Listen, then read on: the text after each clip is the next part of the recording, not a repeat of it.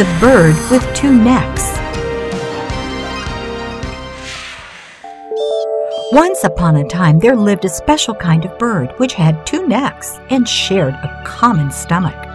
One day, one of the heads found a jar of nectar, and on seeing this, the other head also wanted to taste the nectar, but the first neck refused to let it have it. Enraged, the other neck soon found a jar of poison, and it consumed it. The poison reached the common stomach, and both of the necks perished. Moral: greediness can be your destruction.